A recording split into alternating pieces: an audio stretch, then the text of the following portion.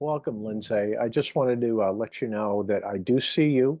You are registered here, and I have permitted you to talk on the Zoom uh, permissions and all that. So if you'd like to say anything or speak up at any time, you can do so. We're just waiting now. I'd like to actually start at 12, no later, but no earlier, so that way we can let as many people come on board. But welcome, and looking forward to whatever questions you have, and hope that you get a lot out of this.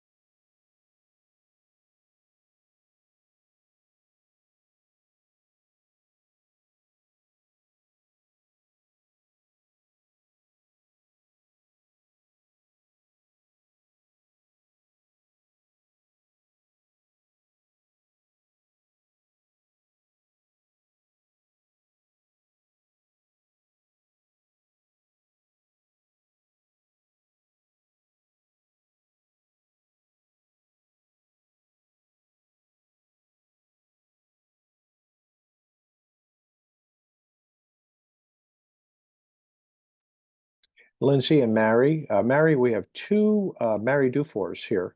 I assume that that there may be some duplication, whatever. It doesn't matter to me. I just wanted to make sure that you are aware of that. But Lindsay and Mary, we're just waiting until 12 o'clock. I just want to be respectful of other people who were interested and registered, and I don't want to start any earlier. But with respect to you folks and for your time, I don't want to start any later as well. So just want to hang tight.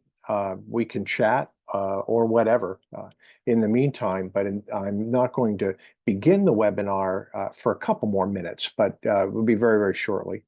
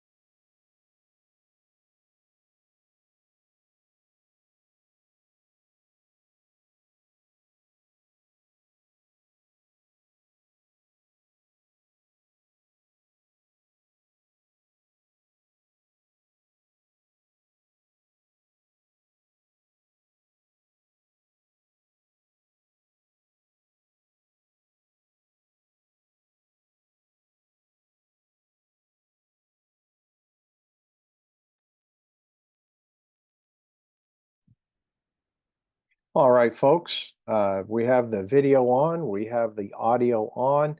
I've been including in the chat, if you'd like to open up chat and just see what I've entered in there so far.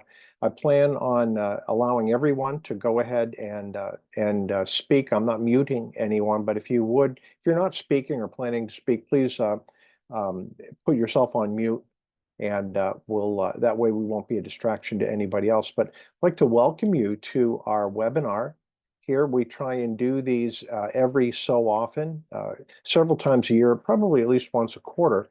But what we try and do here with the starting your own business is just to talk a little bit about some of the concerns, some of the considerations, some of my experience in helping others begin their small businesses, or at least talk through the initial stage of that, of what it takes, what should they be watching out for, what are some of the things that would help to succeed, etc., and some of the things to avoid as well. So what I'm going to do is I'm just going to go ahead and just immediately start sharing the screen, and we will begin to do that. It's one of the things that I ended up doing is I just provided you a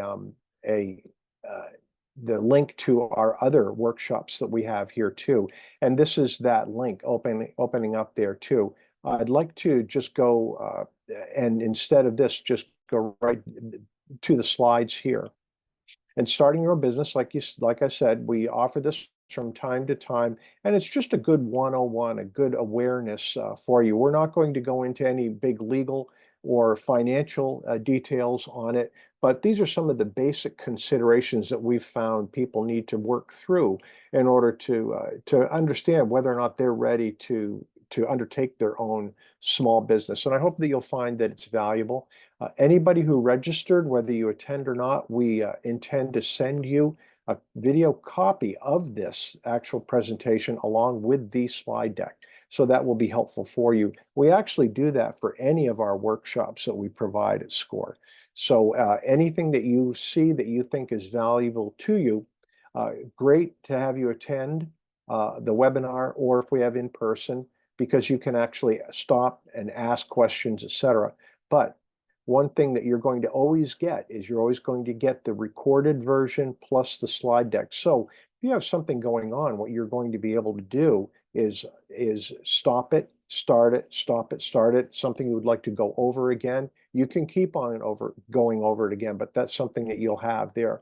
One other thing I'd like to mention too is at SCORE Maine, we have our own YouTube channel where we keep copies of all of our presentations. So if there's something you'd like to go and look at, we have a variety of different things, anywhere from accounting or legal concerns to starting a food truck to uh, cash flow, you name it. There's a variety of different things that we can help you out with. Get on the YouTube channel, check it out, see if there's something that you think would be valuable for you there too.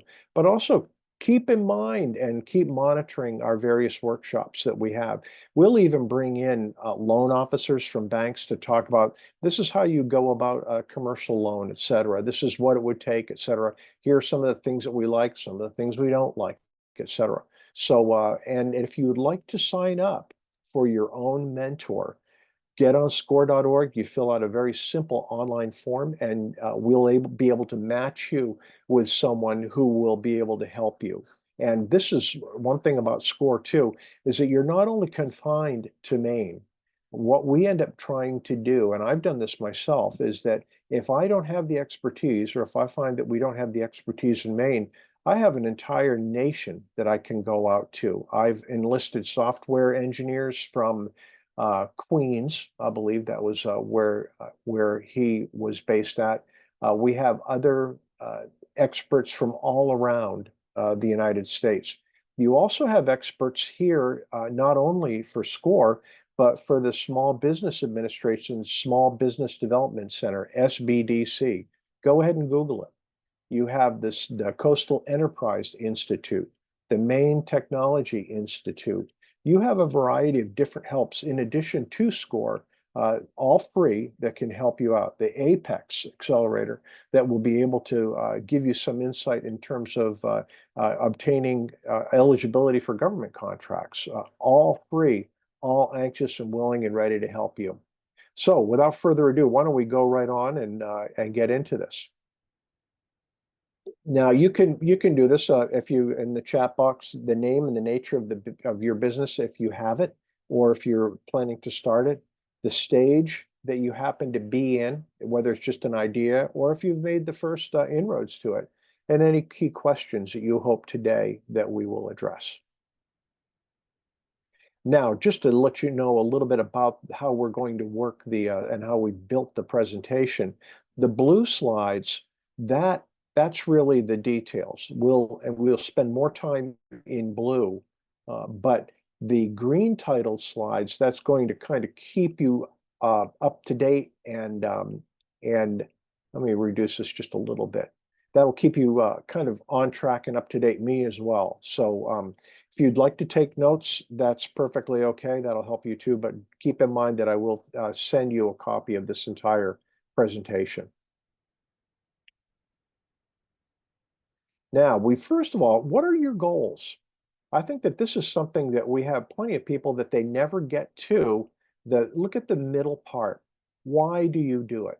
I have a client who is a runs a great barbecue joint, loves it. He loves doing the smoking, etc. He loves the organization that it takes, the staffing, has a great heart for his employees, has a just a great love for what he does, and really is an expert at it.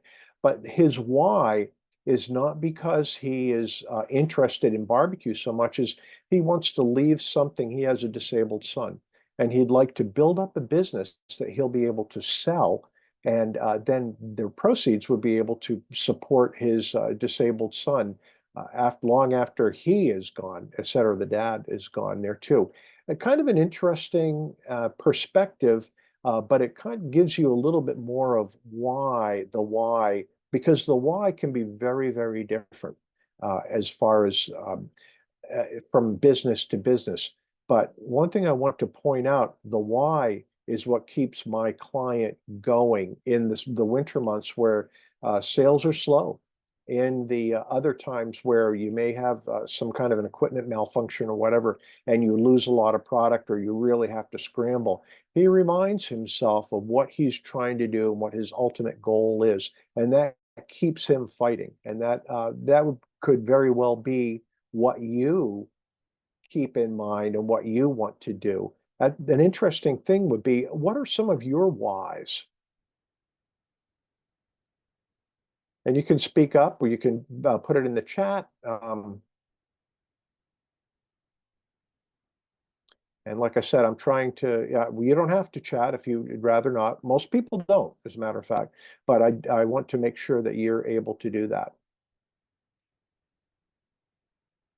But figure out that why, because that's going to get you over the rough patches. That's going to get you through the mountain passes, etc. Because it probably is not going to be a nice, easy slog all the time. At least that's not been my experience with my clients. And of course, here's our green slide, our summing up. Why do you want to do this? How will you accomplish it? And what is your product or service? Remember the why, the bullseye. We're going from the center out to the periphery. And what is a business? Well, a business is any number of different things. It can be a product that you're making, that you're selling. It could be a service that you're providing. It could be a difference like my client who has a restaurant providing the barbecue. The service might be a home health care or a cleaning business. I have a client who launched a very successful residential cleaning business. He's up in Lewiston, Auburn, and he plans on branching out. He just has to find employees, but he's got plenty of customers. And of course, a business is not only is a product or a service, but what does the business consist of? What are some of the things that you're going to have to master? What are the things that you're going to have to actually keep in mind to monitor, to manage, etc.? Well, it's going to be the equipment that you use. It's going to be if you have software. QuickBooks would be an example of software that you might have some kind of monitoring software. How about the vendors, the people who provide you the various products or the ingredients that you need if you have a product line? Two, the processes. How are you going to handle customer complaints? How are you going to handle your HR and that, of course, that gets us right to employees. We have HR experts on staff. We can help you write an employee handbook. We can help you work through those various processes to keep you or to mitigate the risk that you would have for any kind of employee problems, et cetera, and all. But look at down at the bottom, capital. Now, capital, it's the money. It's the money that it takes to meet payroll. It's the money that it takes to meet the mortgage, to pay the bills, et cetera. And chances are that in any small business, you're going to have peaks and valleys. You're going to have things that will influence the type of business and your cash flow. Your what you have to spend on mortgages are going to be the same every month. Bills may go up and down Your wages may go up and down because you may have to let employees go during the leaner seasons, et cetera. But you're going to have money coming in at a regular basis in a regular amount to pay regular bills, whether you are making enough off of your product or your services or not. And that really is one of the big problems that we have with small businesses not being able to exist is that capital. They just sometimes you just run out of money. Now, you as a business owner, you're going to have to raise the funds. And this is the business to break even. What does it take for you to make enough so that you are paying your bills, so that you are meeting all of your financial obligations, your wages that you pay your employees, also for your own bills? Do you plan on taking a salary out of this? Most do. Are you what is it going to take? What are you going to be satisfied with to pay your own bills, your own insurances, your own say if you're, your various house payment, car payments, et cetera, that which really sustains you. But these are all the things that we're thinking about as a business owner. Now, they're all common sense, but these are all things that you'll want to do uh, your team, your hiring, your financial statements, knowing exactly where you are and where you're going and where potential pitfalls may be. And here's our wrap up slide, the green, the break even point, the break even point. I have a financial uh, a retired financial officer who that's one of the very first things that he does is he works out a semi-detailed spreadsheet with the client to say what is it going to take or how long will it take for you selling your product or your services in order to meet all of your bills. It may take a month, it may take 2 weeks, it may take 6 months. And are you prepared financially and in your own confidence, et cetera, and in your own risk uh, assessment? Are you prepared to actually make it to that break-even point? And everything else that goes into the financial piece of that as well. Now the resources. Do you have, like I said, the risk tolerance is one of my big things there too.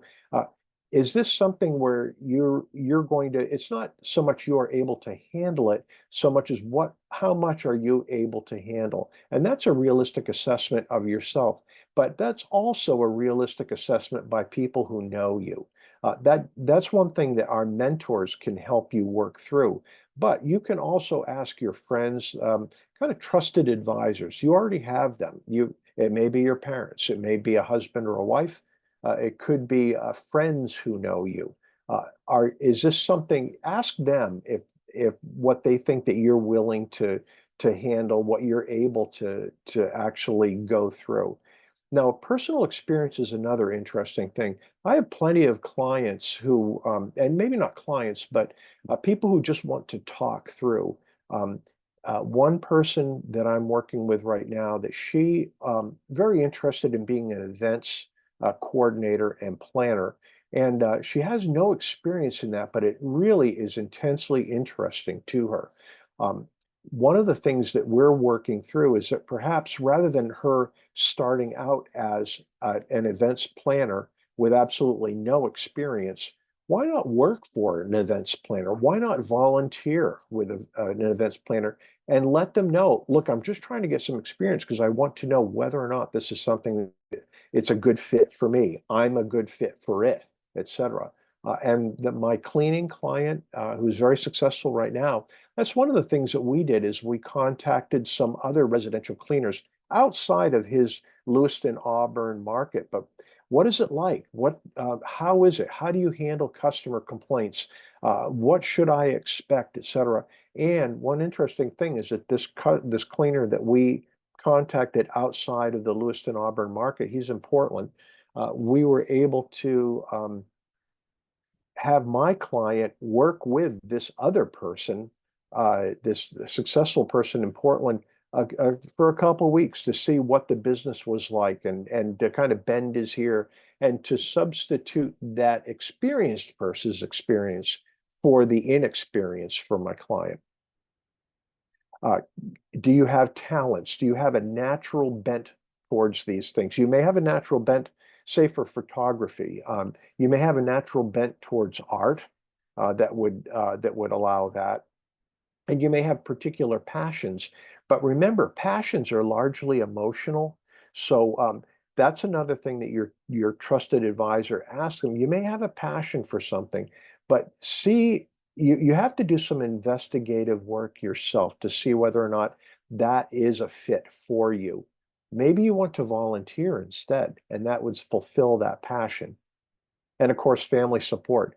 Does your husband support that? Your wife, your significant other? Because they're going to be part of this whole journey themselves. And they're going to be the ones who are going to be listening to your frustrations. They're going to be participating in your triumphs and your joys, etc. But they are as much a part of this as you are. So they have to be able to support and understand what you're about to do. Okay, here we are. Money, money, money, money, money, money. You have to have money. We have a number of people who are very interested in starting a business, but they have no financial means of doing so. And they're hoping to get 100% financing, either through grants or there's I think a misconception uh, that there are a number of loan programs out there that will give you pretty much 100% financing. And that's just not true. That's just not true. You're going to have to put in some of your own. The more you put in, the better of a financial risk you are. But you will not be able to start a business with 100% financing on that. And I think that's a hard thing to get over. But I have a number of people that's a revelation to them. You will have to apply for a commercial loan, or you'll have to bootstrap it yourself, or you'll have to get some kind of investor or family money to start that there too. But even more than money, you're going to have to put in the time. You're going to have to be the one knocking on the doors, dropping off the brochures. You're going to be the one making the calls. You're going to be the person really hitting the pavement and trying to gin up interest in the kind of services, the kind of products that you would like to offer there too. Do you have that energy? Can you do that? Are you a person who is pretty much, do you work to live or do you live to work? Is this something too that you're willing to put in those extra hours? Or, and I should even say, can you put in those extra hours? Do you have a family member who needs your support and takes a significant amount of your support? The days, the hours, the time. Do you need to drop everything to support those other people? That will be a hard thing for you to be able to reconcile with the kind of time that you're going to have to put into your business and your health. Your health. Does your health support that? Only you would know, but you're the person who will be able to tell whether or not you have uh, conditions, chronic conditions, etc. The energy and the focus to be able to do what you need to do, and of course the skills. We talked about that. You can build skills. You don't have to start with with zero. You don't have to start with 100%. You can build skills. It will take extra time, but you building skills will, for you at least, that'll determine your suitability to be able to take on what you'd like to take on. And as we talked about, money, family support, available time, and do you have the skills? We can help you with that. We can help you. The mentors, we can help you figure out these kind of things. And I'd say at least 40 to 50% of my client intake, we just talk. We just talk. We work through some interesting scenarios. I had one gentleman very interested, just wanted to go into business for himself, and he liked working with young people. And he's a young man himself in his late 20s. Wanted to help people, etc. Worked at a credit union, So he had some kind of financial bent to him, but I didn't really detect that that was a big item with him. That was, I don't think that he really had an abiding, burning interest in providing financial help. But in talking, uh, what we discovered is that what I discovered, he knew all along, um, fluent Arabic speaker, fluent Arabic cultural person there too. Was he, and the the conversation went from um, went maybe focused a little bit bigger, stronger in maybe he would help with translation services. Maybe he would be a cultural ambassador.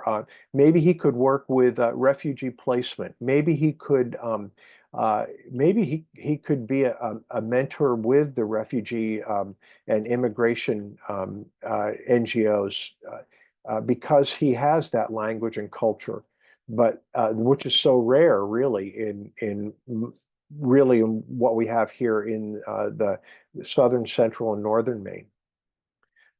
But it was an interesting thing because that's what we were able to do is to help him better focus, further focus what he could do and what would be very satisfying to him, but what would also be a possible business for him. Now, focus on what customers want.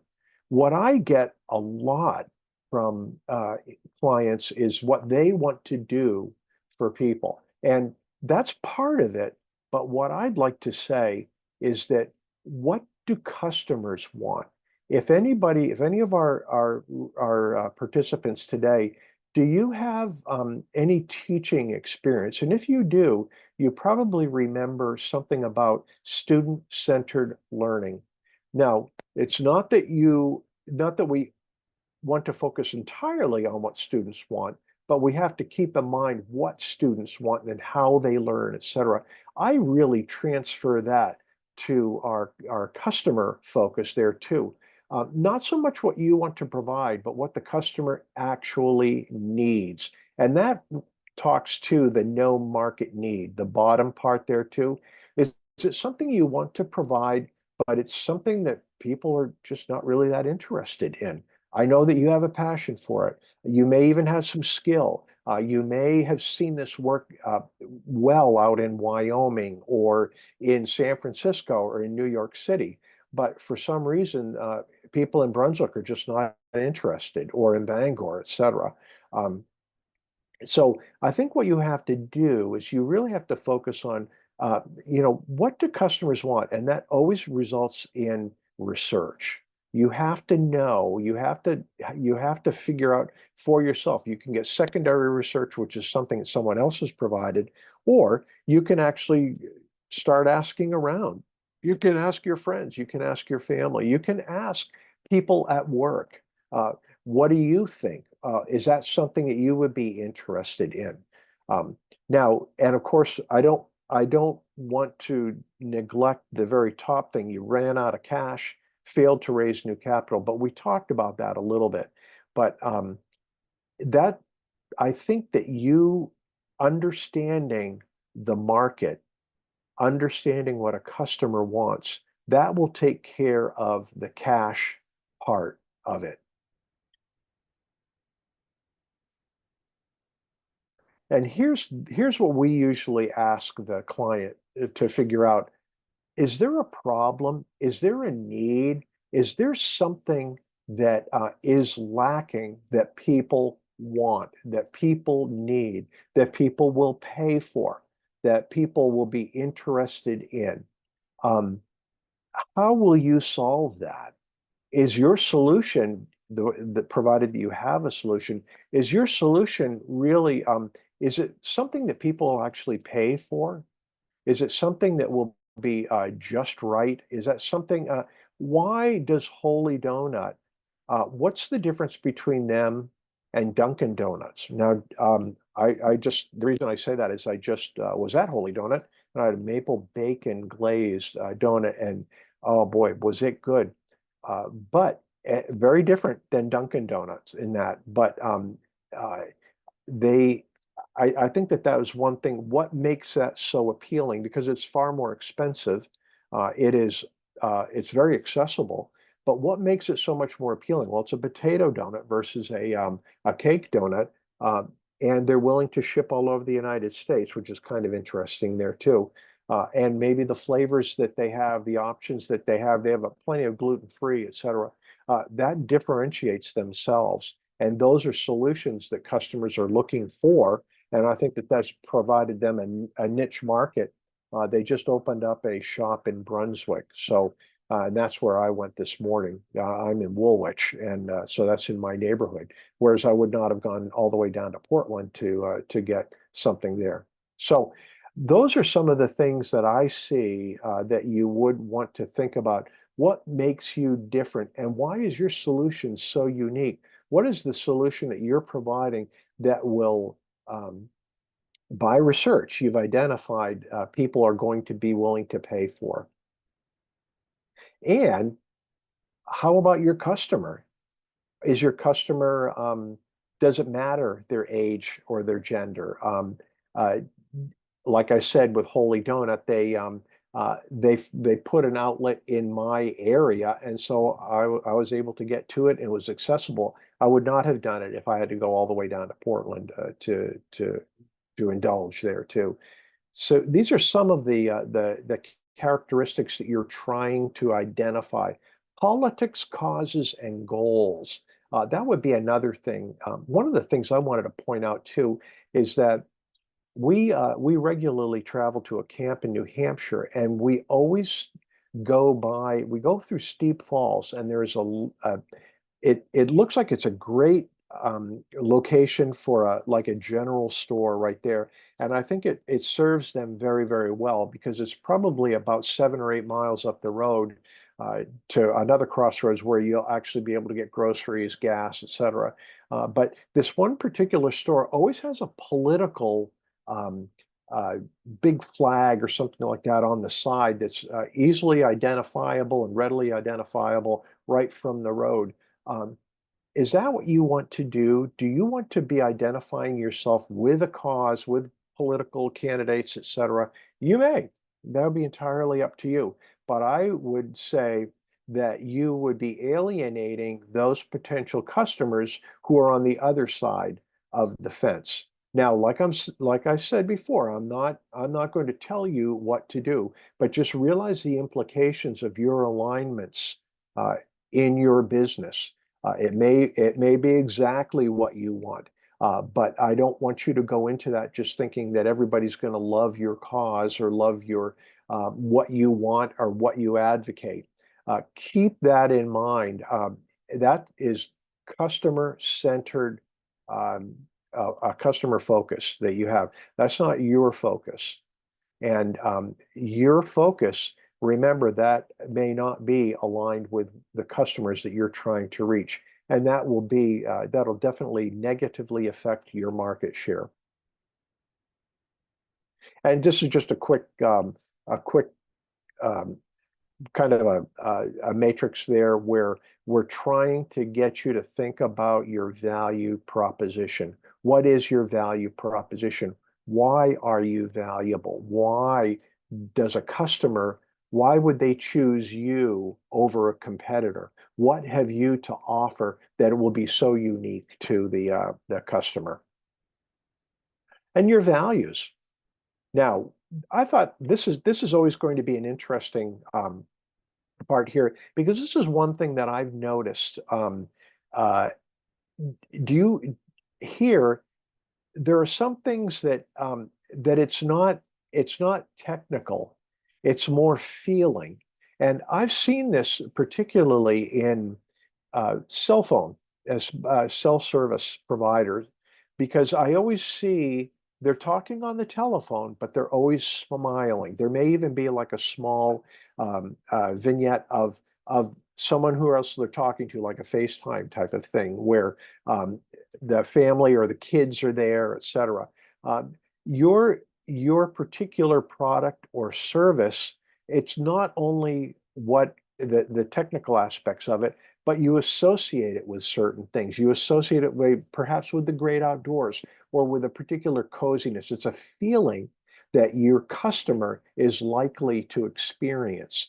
And whether or not that that hopefully will not repel them, but will attract them and cause them to embrace whatever it is you offer. But look at these. There's something organic. That's technical.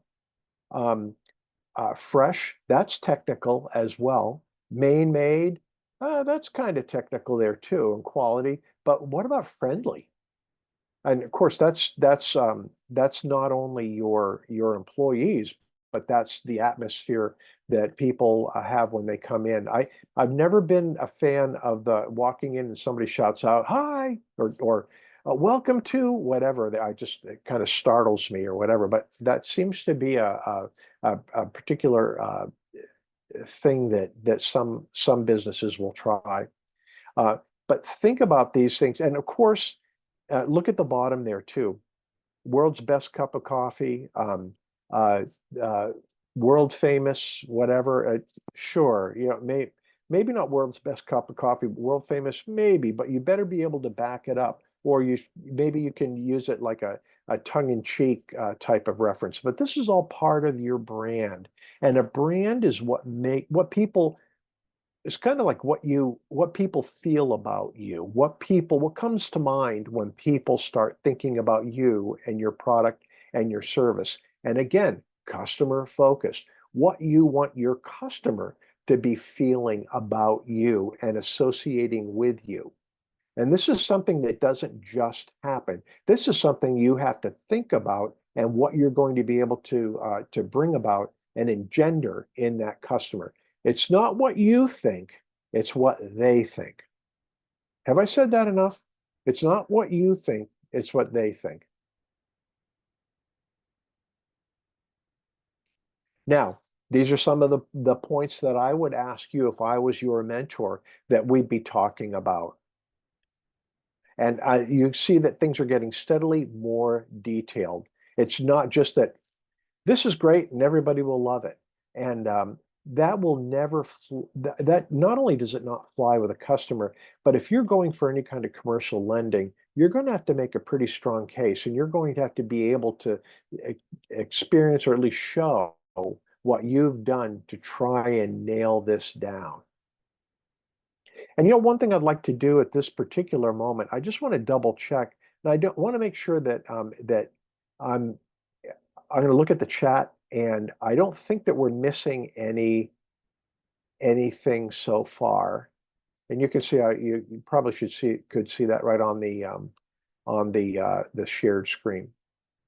But I want to make sure I'm available to answer questions. We will probably wrap up a little bit early, but I'll just stay on. And what we can do is we can talk about things. One of the things that I'd like to point out too with SCORE mentoring, with any mentoring, is that a lot of what we're going to try and do is help you. We're going to ask good questions, and these are the kind of things that you will need to answer for yourself. And remember that a mentor is a friend, is an advisor, but is not a paid person. A consultant is whom you pay, and you should expect them to do some work for you, specific work for you. But a mentor, you do the work, but what we're trying to do is we're trying to help you to do it the most efficiently and to remember some of the things or to make sure that you're checking all the boxes so that there are no surprises, etc. See that in the bottom? What emotions will your customer feel after purchase? It's not the only thing, but it's a very important thing. And that's what your customer, um, again, the focus is on your customer, not necessarily on what you think. And here's some examples of the what we're talking about with that value. A coffee shop, a community focused space. I'm not sure exactly what that means. Uh, Maybe it's something that's accessible to everybody, and it's if you're up in the North Woods in Maine, it's kind of rustic. If you're down in Portland, it's kind of urban, etc. And here's some of the other value propositions from the big companies: Whole Foods, Walmart, Amazon.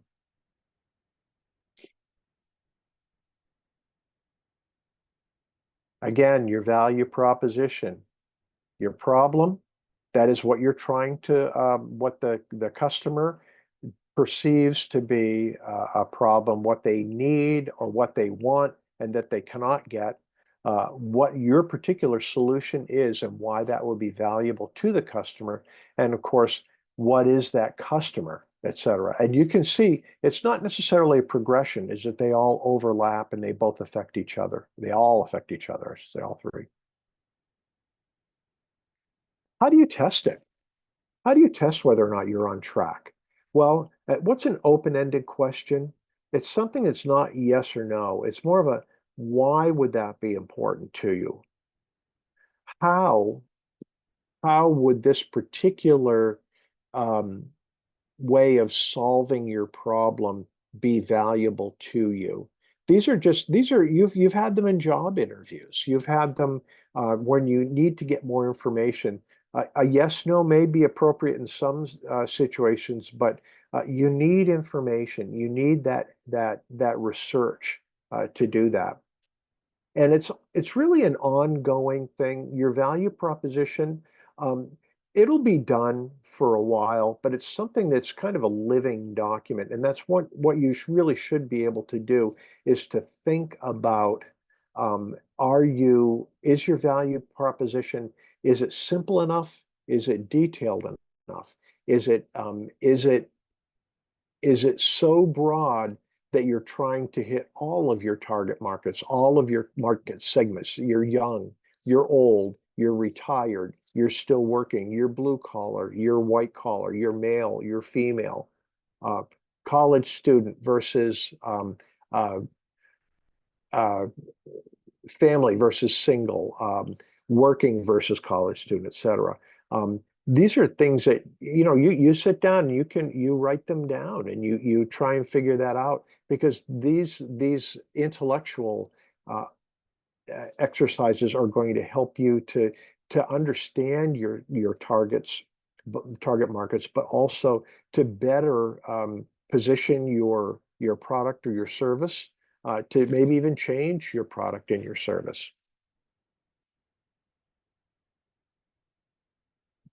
And this is just like what we were talking about. Now, one thing I'd like to do is I'm going to go ahead and these are examples that come right from SCORE, and this will take us to the SCORE site. Let's see what we can do here.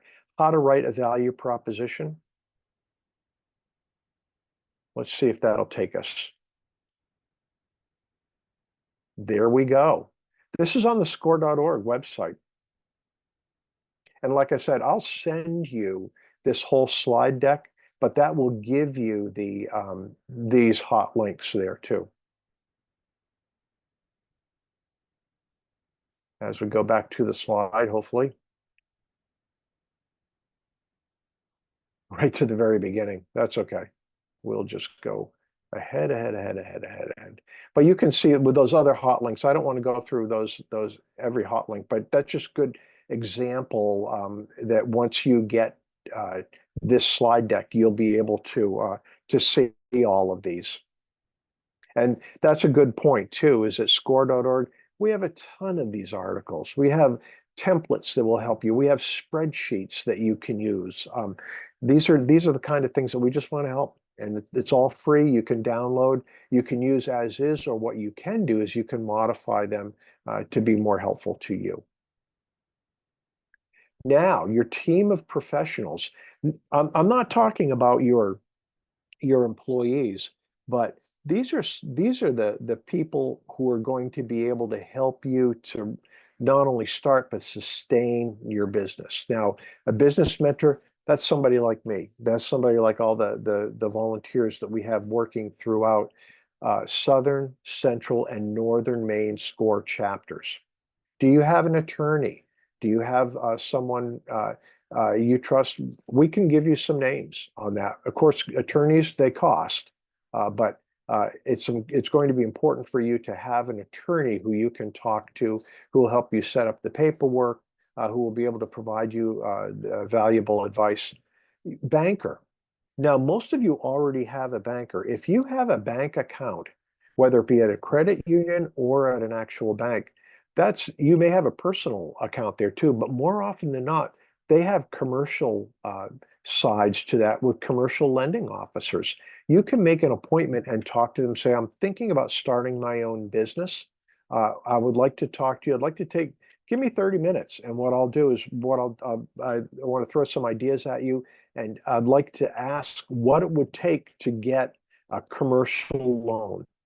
Like I said, it's almost impossible to get 100% financing, but they're going to tell you how much you'll need to have down, what a particular loan amount will cost, what it will take each month, et cetera. Some of the provisions on that, how long it takes to process a commercial loan application, et cetera. That is something that most people will not do, but that's the job. That's these commercial lenders. They're looking for business. They're looking for advice. Chances are, though, they're going to say, "Hey, have you talked to SCORE?" And what you can say is, "Geez, John Anderson, he's my mentor, and yeah, I'm in touch with him and all that." And they'll say, "Great, let's talk." But that's what they'll probably refer you to, either SCORE or Small Business Development Center or Coastal Enterprise Institute or Maine Technology Institute. First of all, to develop the business plan. Now, insurance agents, that's go to an independent insurance agent who will be able to give you a variety of different policy options across the board. You'll find that the prices vary greatly, but also the provisions vary greatly. The kind of coverage, the type, and they'll know which ones are easier to work with. But you should have an insurance agent, and if you have auto insurance, if you have homeowners insurance, you have an insurance agent. Now, you can go through them and they'll probably be able to write you a commercial policy. Mine certainly can. But you can also just go to an independent insurance agent, and we can give you some good names, people we trust and who have worked with as well. Accountant, that's hard to do. There are very few accountants in my experience, and most of them only accept they're either not accepting new clients or they're only accepting new clients from time to time. If one leaves, they'll accept a one for one swap. As a matter of fact, if anybody has a financial bent, that would be the thing that if you want to get into any kind of bookkeeping, for the most part, it's online. It's something that you use QuickBooks in that will bring you right through there too. Of course, it helps to have some financial experience and training and all that. But if you want to start a small business and be somebody's bookkeeper, take that in. That you would have plenty of business, believe me. We would even, and if you're good at it, we probably would even ask you to do a small business workshop. We've done that before with other small business accountants. Business peers, usually what you'll find is that if you want to talk to somebody about the business you'd like to get into or that you're in already, call up somebody outside of your market. I have my client, my Lewiston Auburn client is talking to Portland. I also have him talking to Mount Desert in terms of, up the coast and all that. Not in the same market, not competitors, but they're more likely to share their insights with there because it's a tough business. It's a tough, and you don't want to sacrifice any of your hard-earned leg ups, so to speak, there too. But business peers are more likely to share with you if they're not in the same market. But that all goes by the board.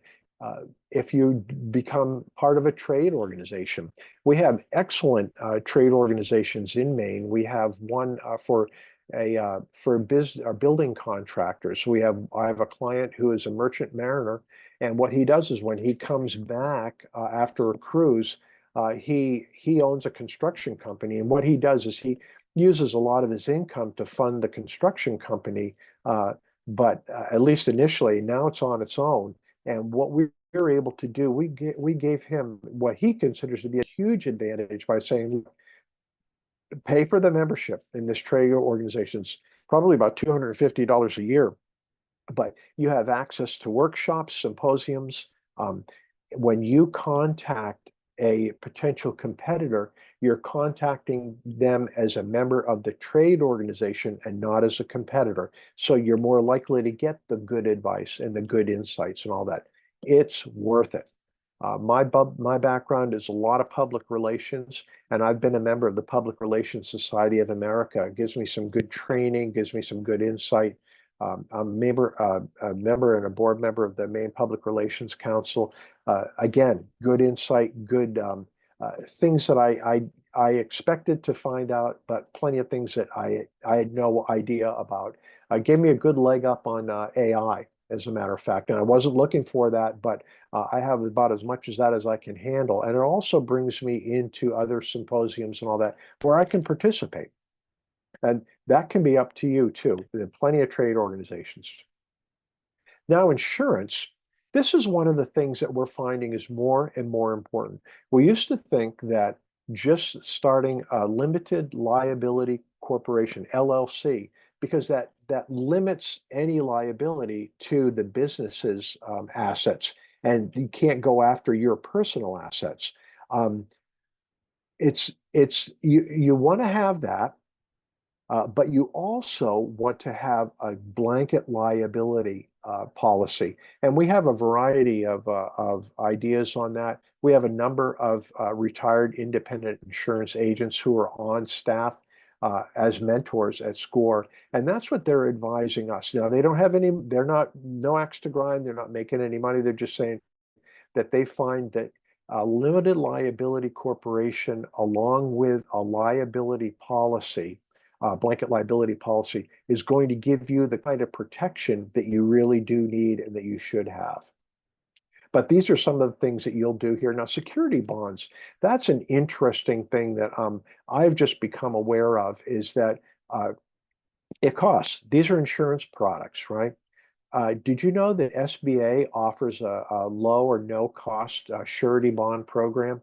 That I actually got one of my clients, the cleaning client, he has to bond each one of his employees, and he's getting his insurance through Small Business Administration, and that's something we can help you out with there too.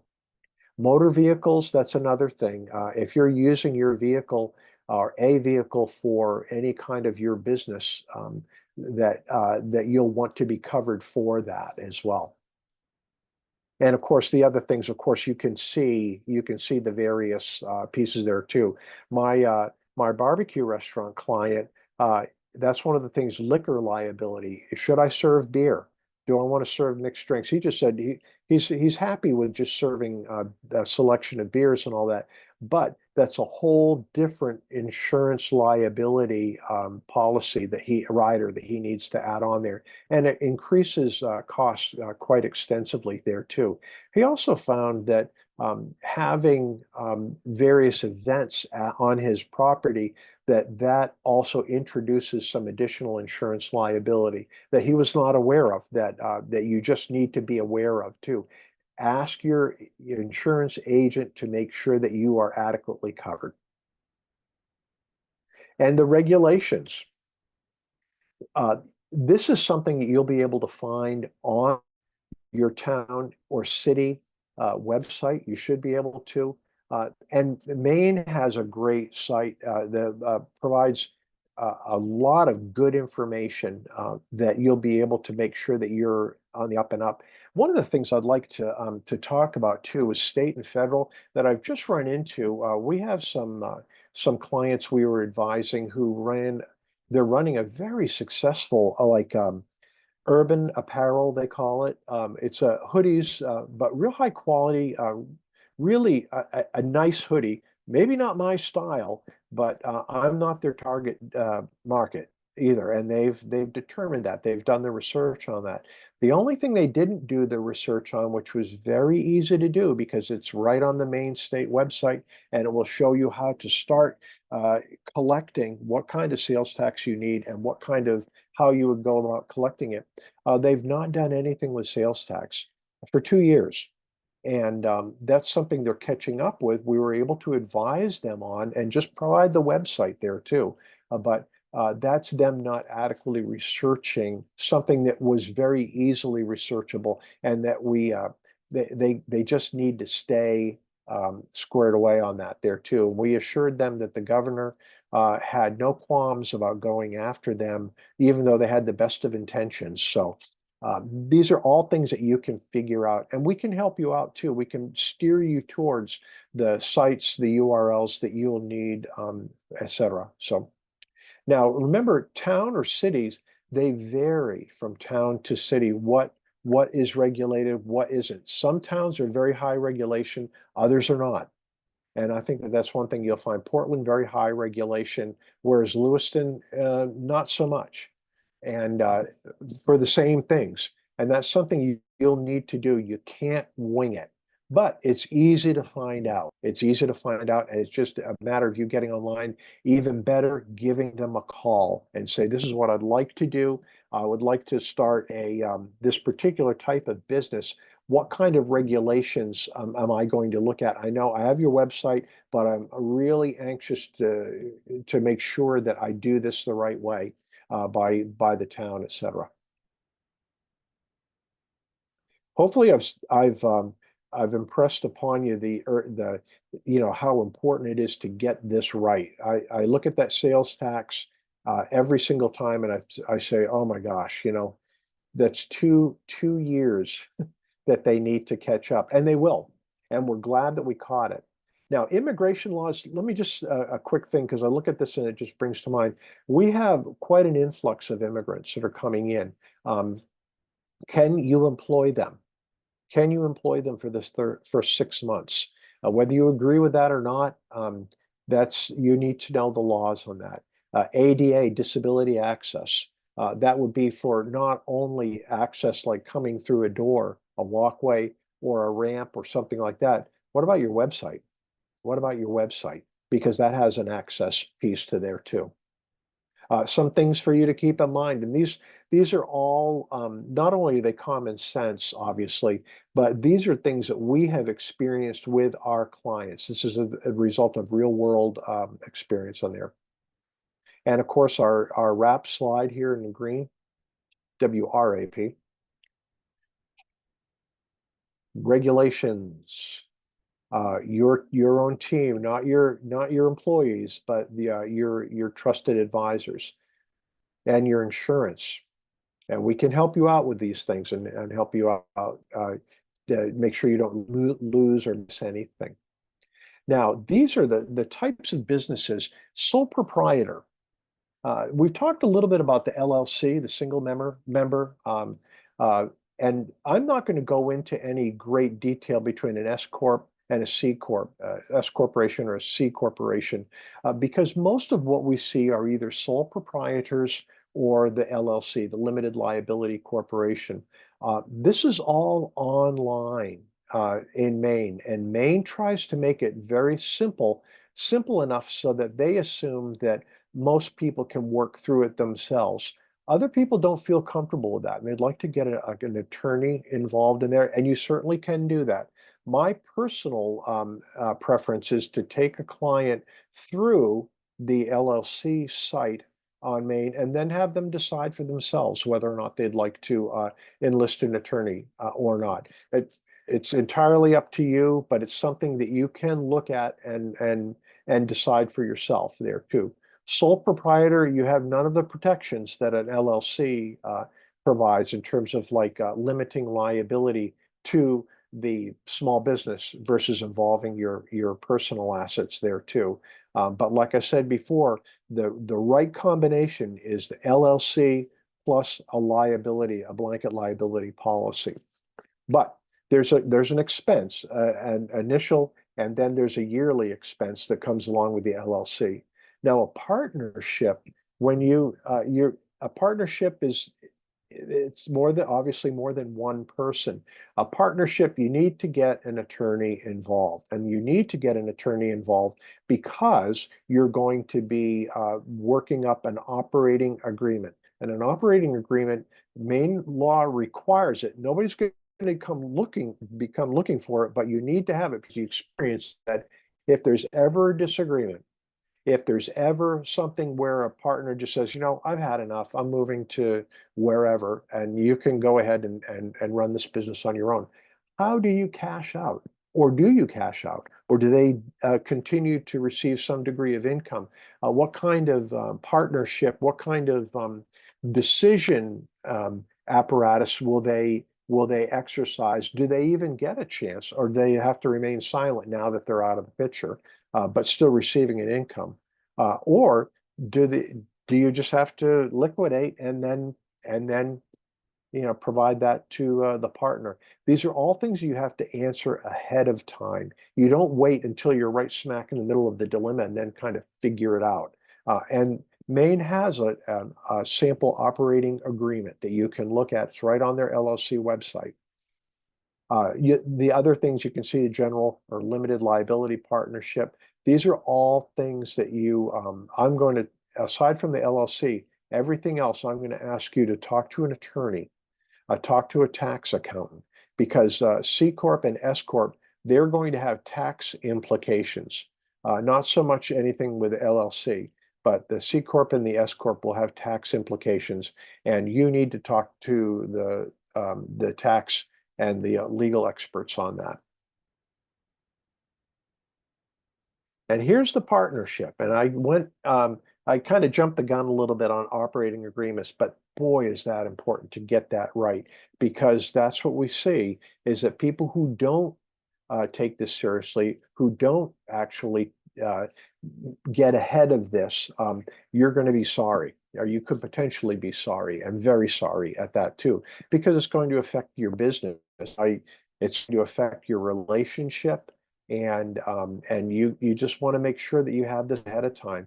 It's nice to rely on goodwill, but sometimes goodwill doesn't last, and we've seen that. We've seen that in our business relationships and in our clients. They've learned the hard way. And here, as you're going through your various, working through starting your business, establishing your business, on the LLC site, there's a link to the main registry. You just want to make sure that whatever you decide to call your company, that the name isn't already taken. And you have to actually certify that this is a and the name that you have chosen is not taken, is free and clear, etc. And all of these other things you can see, the federal EIN, that's your federal tax number, your state sales tax certificate. Um, these are all the things and other parts that you'll be needing to open up your business checking account, etc., so that you'll be able to have financial accounts that are separate from your own. You're not working off your personal checking or bank accounts, etc. But these are all things that, as a mentor, that I provide to my clients too. Not that I'm going to do it, but I can certainly provide you the website and all that, so that you can get this stuff done. And if you have any questions, we kind of work through it with you, and then you can decide for yourself what exactly you'd like to do. Okay. I'd like to take for the business, the name on there. Uh, please consider naming your business so that it describes a little bit about what your business does. I have a friend, a client. She has her name, but it's Name um, Accounting Incorporated, LLC. So I know right away, and any potential customer, because remember, we're customer focused, is that your customer knows what the business is about. If I were to name something Anderson Associates, well, it kind of has a cool ring to it, and it probably would look nice on a sign and on a business card. But what does it say? What does it tell a potential customer? But if I was to say something about Anderson Accounting or something like that, then people know what this is, and it certainly would help with search engine optimization as well too. Local, regional, or national bank. We I like people to get involved with local banks. I find that the lending process. You're not going to get a multi-million-dollar loan probably from a local bank, but your local lenders are invested in the local community, and that's part of probably what their performance metric is that and what the bank's performance metric is and what they use in their brand is that we support the local community. Well, how? Prove it. Well, we made these loans to these particular small businesses that, this much over the past year and all that, and they're much more accessible as well. But that would be up to you. But I'm just saying that the various financial institutions that we have here in Maine are quite capable, and there are some that are beginning to offer not only financial services, the conventional financial services that we're all familiar with, but also a la carte services. What about HR? Well, they have an HR department that they'll help you, develop your employee relations handbook and your any kind of problems or issues that you might be facing. Payroll, they'll help you with payroll. They have a payroll service and all that.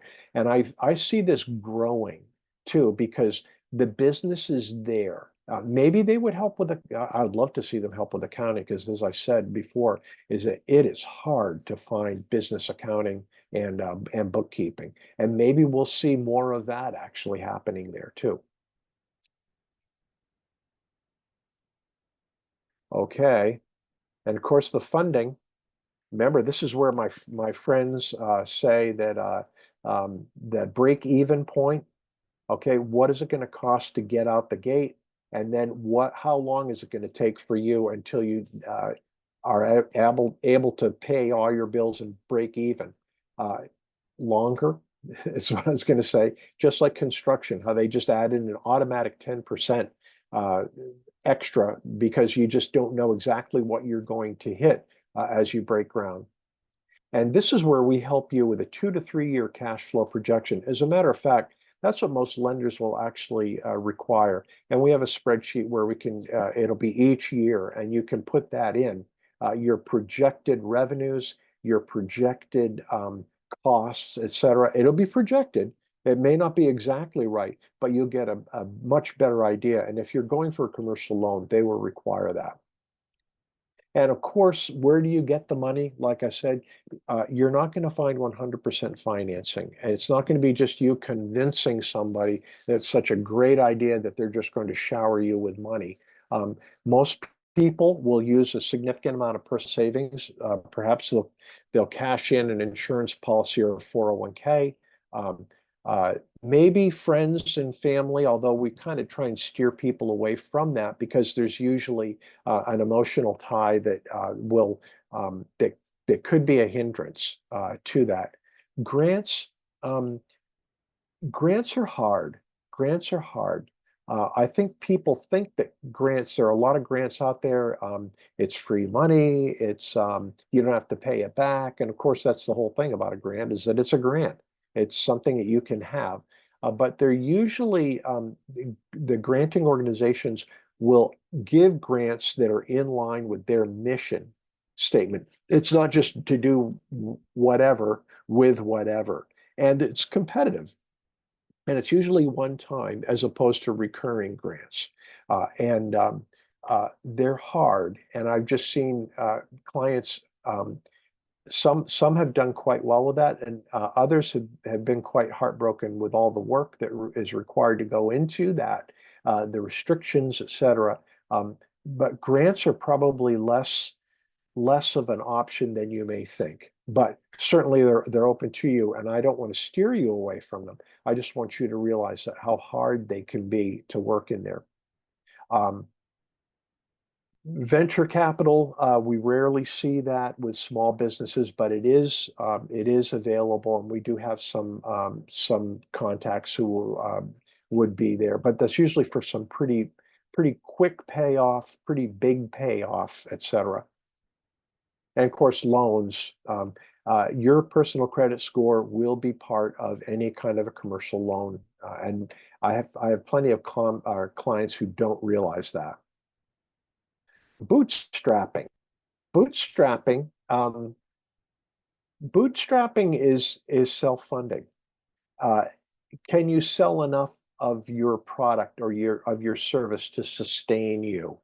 Uh, can you, um, can you, you may be able to, um, it can work. It usually doesn't.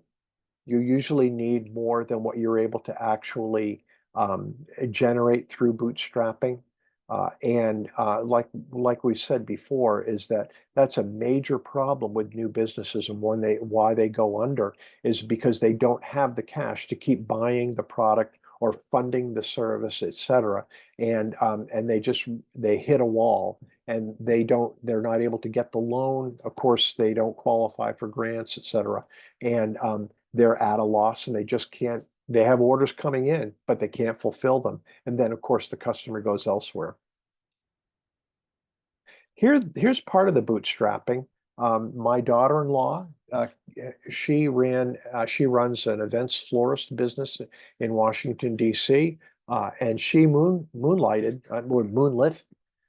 be the proper grammar, but she had a job, kept a job until she decided to go out alone. I still remember that okay, I'm off, I'm done. The Thank you very much, and I'm making my salary. Uh, I'm committing wholeheartedly to this business. It worked. It worked, but she did some moonlighting that allowed her to at least start up and plowed pretty much everything into the business itself there too. And you can talk about some of these other things that you're helping, you're starting some things, you're trying to market, you're trying to build the buzz, you're trying to build awareness, etc. And what we always say is that don't quit your day job. Don't quit your day job, at least not in the beginning. And the types of funding that might be viable. These are some of the things that you're just going to have to keep in mind here, what we just talked about. Your commercial loan officer at your local bank is going to be a wonderful opportunity. I'd like to mention too that the Coastal Enterprise Institute and Maine Technology Institute, they both have a degree of funding. It's not big, but it's startup, and it's something that could get you off the ground. And they both have business mentors that are available. And unlike SCORE, we don't have money. We have mentors, and we're more likely to find you a mentor who's actually experienced in the kind of business that you want. But they both have money, CEI and MTI.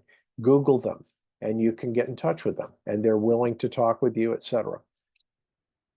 And of course, break even. How are you going to, how are you going to start this off at the lowest possible cost and the least possible financial risk?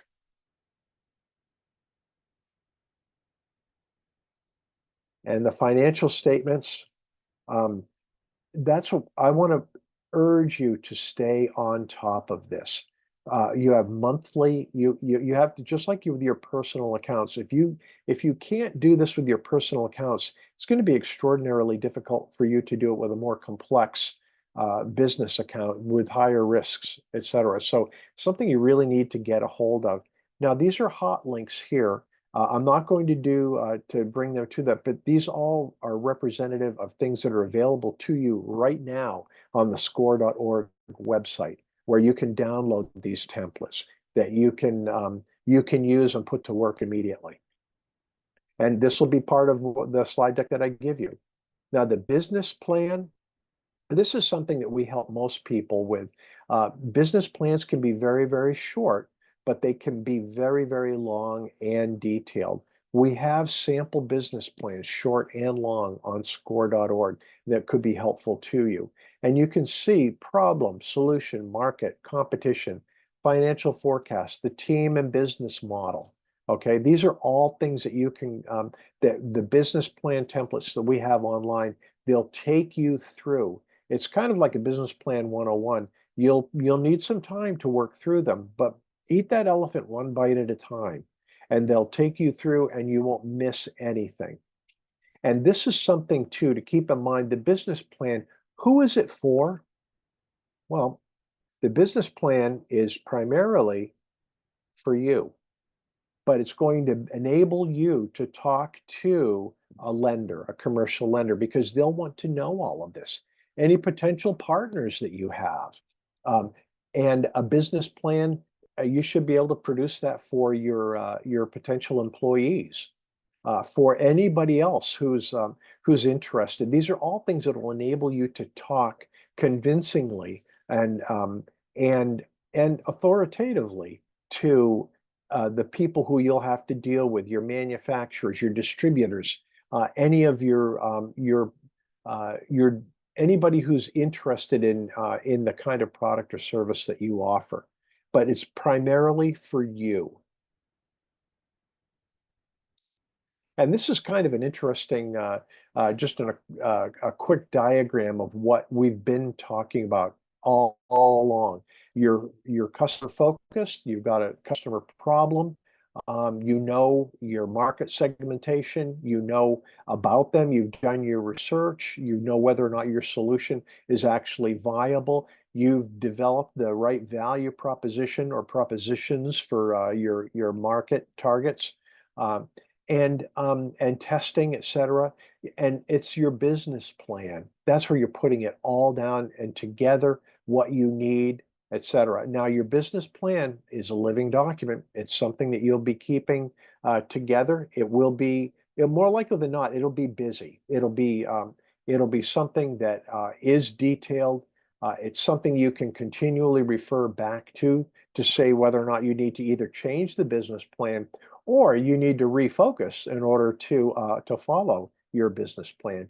Chances are you'll probably have to change both a little bit, but your business plan is what you've actually developed and what you put down, and that's why would you diverge from that? Just have a reason. Have a reason. I'm not saying don't do it, but have a reason for doing that because you'll want to have a reason for everything that you're doing here too. Conclusions, oh my gosh, I think hopefully I've not worn you down on that, but um, these are what we found from our clients. It's a lot more work than they thought to start a business, and maybe it's not for you. Maybe you're not for it. Uh, Maybe that's just the way it is. There's other people that that they're starting multiple businesses and they're just very good at it and they just know what to do. They have access to funding, et cetera. Uh, but uh, but maybe you're not. It's not for you, But that's one thing that we want to do as a mentor is we want to help you work through that. Uh, your customers, your competition. Remember that you are always going to be customer focused. It's not, doesn't matter so much what you think is a great idea. It's the people who will be actually using your services and your products. Do they think it's a great idea? Is it important to them? Are you reaching them? Are you accessible to them? Is your product or service accessible to them at the right price, with the right brand? Do they walk away from it? What's their emotional tie to it? What do they feel about it? What do they think about when they think about you and your product or your service? No, like what Alan Jackson used to sing is no problem to be itty bitty, right? You start small, you test, you learn and adapt. You don't have to make a huge splash. The big ones all started small, and that's the way that you'll probably start too, and that you'll kind of work through that and just see and then adapt and then to what actually works. And we're here to help. We want to help. It's free. We don't want to see you flounder. And a lot of times, what you need is a person to talk to who's objective and who's not emotionally invested in that. And we can do that. We can do that. I'm going to go ahead and I'm going to look and see. We've got 5 chats here that I want to make sure that I cover here too. Um, you will receive a copy of the slides. Just give us a couple days where we can actually process the, uh, the video and the slide deck, and we'll email everybody who registered for this. We'll give you an email with a link to the video and the slide deck. Download that, okay? But we'll also have it available on YouTube, on our Score Main YouTube site. Where you can see not only this workshop, but all of the other workshops that we regularly put on. And we put on quite a few. We slow down a little bit in the summertime, but you will definitely get everything, and you'll have access to everything else that we have there. And I agree. We have Anne. Grants are indeed a lot of work, and you need to have the internal systems to apply, track, and to report them. Um, People have had some great stuff, and there's some grants that are tailored to, I'm thinking women in business, women entrepreneurs, veteran entrepreneurs, usually a special segment. And that goes for also federal contracts that are geared towards special, underserved, underprivileged segments that are available to you. They're not, it's not a grant, but it's contracts, like a certain percentage that are that are geared for that too, that you find yourself a lot more eligible. Your eligibility is much higher than you would think there too. Okay, we have reached, we're at 1 hour and 17 minutes, and I'm respectful of your time. I want to make sure that we're taken care of, that you're taken care of. We hope to see you at more of our webinars. Also, we offer in-person workshops. Uh, Please, if you do want a mentor, just go to score.org and fill out the online form. We'll take good care of you. We are a part of the Small Business Administration, and we have served over 11 million clients since our formation back in 1964. And we are very busy here in Maine, and we look forward to helping you and working with you in your small business aspirations. So without further ado, I hope you have a good day, and we'll be seeing you hopefully at the next webinar.